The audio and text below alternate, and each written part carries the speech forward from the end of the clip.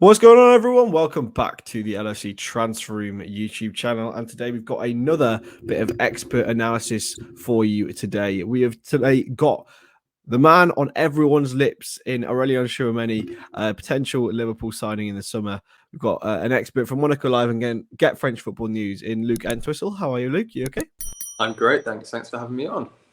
Yeah, it's an absolute pleasure. So Luke has been working out in France for the last year or so, covering Monaco, and gets to see Aurelien Tchouameni up close. And first of all, mate, it's really the most basic of questions. For those people who've never actually seen Tchouameni play, which I'm sure there's quite a few, because not everyone can watch every league of football. But how would you describe his style? In one word, I'd say quite combative. He's a very good interceptor of the ball. In terms of his midfield profile, he is quite defensive.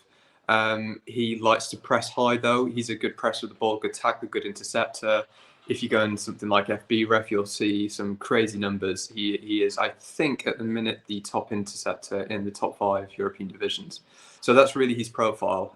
He's kind of branching out a little bit in terms of what he's capable of.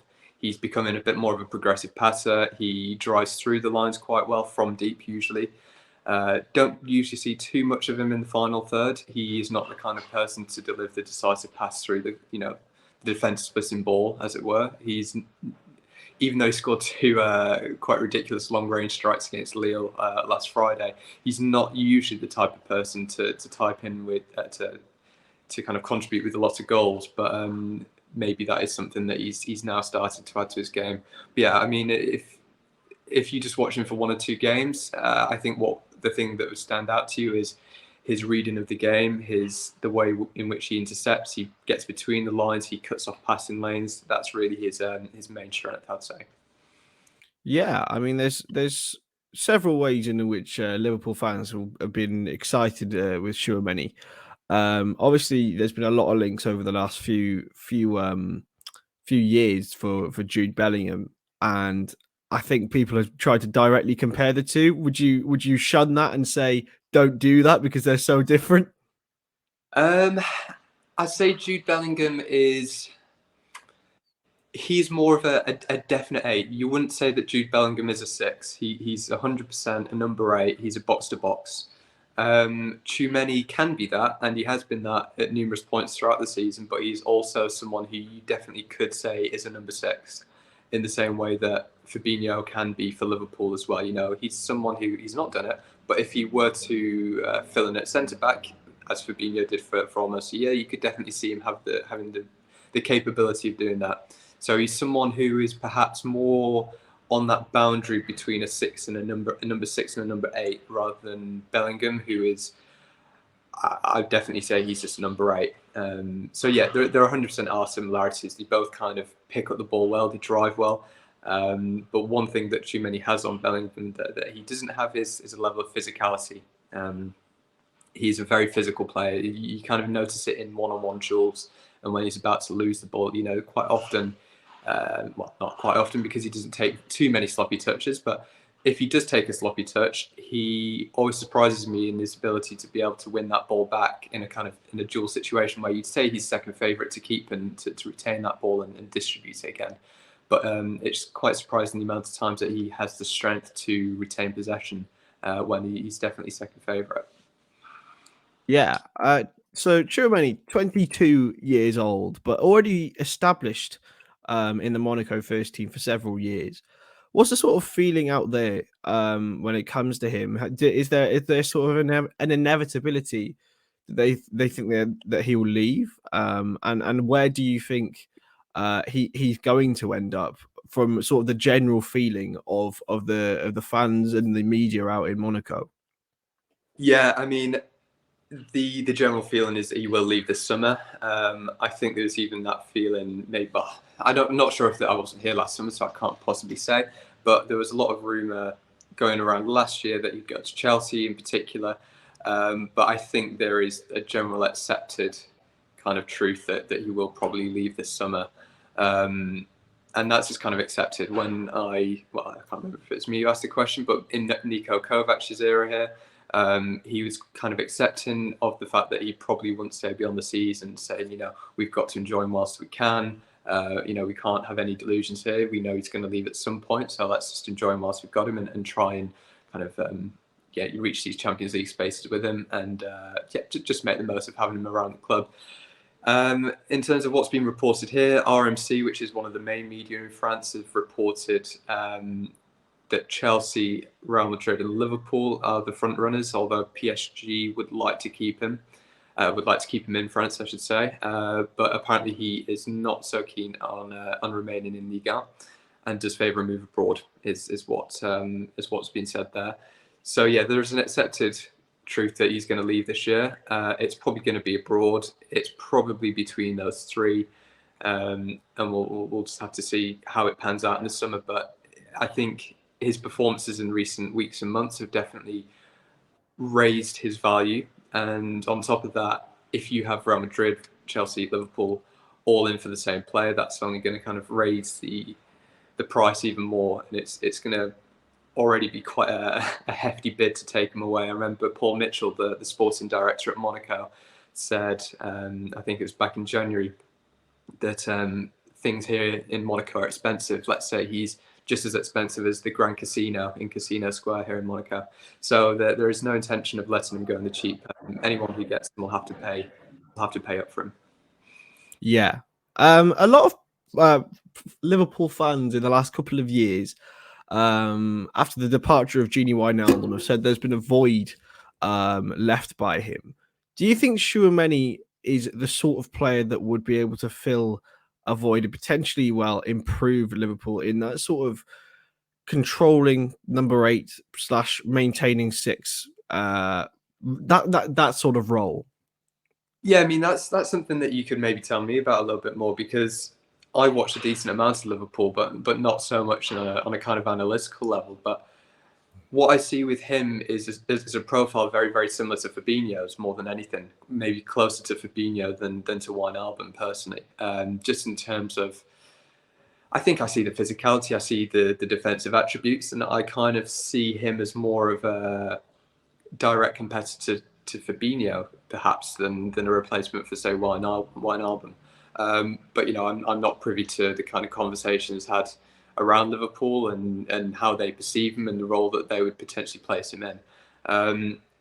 He is one of the 6, number 8, and it's all about finding that balance in that midfield 3 for Liverpool. I'm not going to say it would need to be tinkered if he was in, but it's about kind of recognizing what he can offer and then applying that to a pretty kind of structured Klopp system. And just seeing how he fits in there. It's going to be an interesting one to see, because when the rumours about Liverpool first came up, what I first thought was, but they've already got Fabinho. It'd be interesting to see if the balance would work with Fabinho and Tchouameni both in the same lineup. It could be something that could work. I'm just not 100% convinced that is the balance that he would necessarily be looking for in his midfield, but happy to be proven wrong. Yeah, that's an interesting one. I mean, do you think that there's potential that Fabinho and Tchouameni could play together in a 2? Because obviously Liverpool are very open in the way that they play; they're very attacking. And do you think those 2 would provide enough solidity? Obviously Fabinho, another one that the Monaco fans know well. 100%. That would be probably the strongest midfield pivot in world football, I would argue, if that were to be the case. If they were going to go for that kind of system, that kind of formation. It's something that Tchouameni is used to doing. So he's played in a couple of systems here. Even this season, even quite recently, Monaco got a new manager in January called Philippe Clement. Prior to him arriving, it was a 4-2-3-1. He was in a midfield pivot with someone called Youssouf Fofana. Also a very kind of defensive profile, kind of 6'8", and they worked really well in the pivot. Tchouameni can definitely fulfill that role. He is comfortable with that. When Clement came in January, he changed to a 4-1-4-1, which was slightly more kind of fluid, and he was very much the holding sole 6. So that's something you can do as well. And then he had kind of in that front four, there's one that was a little bit of a free 8/10, and he'd come deep. You'd get some easy progressive passes through the lines. And that's where he kind of showed a different element to his game of more of a progressive player that, not that we hadn't seen it before, but we saw more of it. So that's something he can do as well. But either way, if he's going to be someone, you can't see him displacing Fabinho, but he could potentially play in that three, as I said. Be interesting to see the balance. But if you're going to go for a midfield two and you're going to go for Fabinho, Tchouameni, you won't find any better, I'd say. Yeah, it'd certainly be a string to the bow of Liverpool, really, if he could rotate those midfielders. And finally, you mentioned the price tag earlier. There's been mentioned here, there, and everywhere of what the figure will be. What do you expect it to rise to? And do you think Liverpool will stump up the cash for him? I think the last figure I saw was 60 million euros. So I'm not great on the conversion, but I reckon you're looking at about 50 million pounds ish, maybe slightly more. It depends on the level of interest elsewhere. I wouldn't say it's solely about Monaco and Liverpool here. If it's solely about Monaco and Liverpool, you get what you ask for. You get 60 million euros. But if you have Real Madrid coming in, if you have Chelsea coming in potentially, which is a very decent chance that that'll be the case, then suddenly you're going to see that price rise and rise and rise and rise. So it depends to what extent those other teams would like to bring him in. There's already some rumours going around that the price being touted for Tchouameni is too high for Real Madrid in particular, and that they're not willing to kind of engage in this bidding war. That's something that's been reported here in French media. Chelsea were very interested in him last summer. I think we'll be very interested in him again this summer.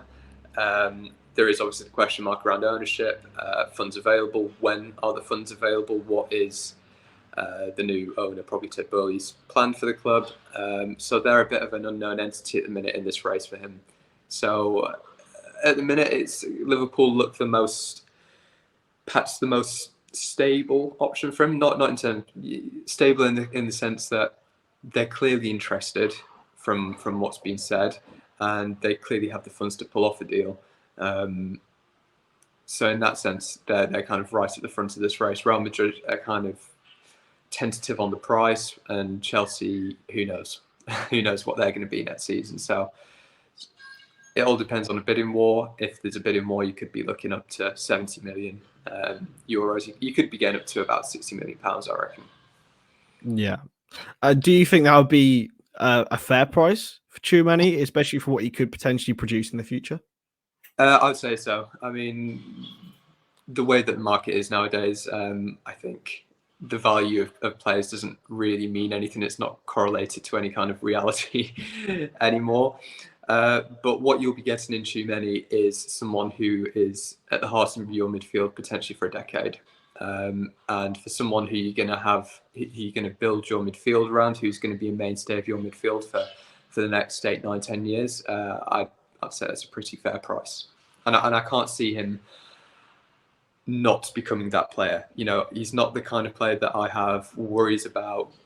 Sometimes in Ligue 1 you have your immediate successes, you have people who take a little bit of time to adapt, you have people who never adapt at all. I don't think he's ever going to be in that latter category. It could take a little bit of time for him to adapt, remains to be seen.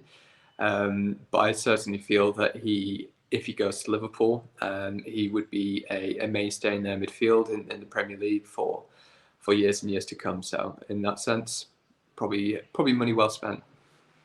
Yeah, for sure. Well, we'll leave it there. Thank you so much to Luke for joining us on the LFC Transfer Room. Luke, where can people find you on social medias? So in terms of Twitter, I'm just at Luke Entwistle, capital L and then a capital E for Entwistle. Entwistle is an interestingly spelt name. So it's Wistle, no H. That's a fun one trying to pronounce in French and tell people in French they do not get that one. But not so in English sometimes, to be fair. Mate, honestly, join the club. Honestly. But yeah, it's been an absolute pleasure having you on. If you want to see anything Monaco related, to follow it, follow the story, the potential saga over the summer, make sure to keep in touch with Luke. Make sure you subscribe to the channel. Very nearly at 4,000 now, so make sure to get on it, subscribe. Best place to be for all Liverpool transfer news. We'll see you in the next one. Bye-bye.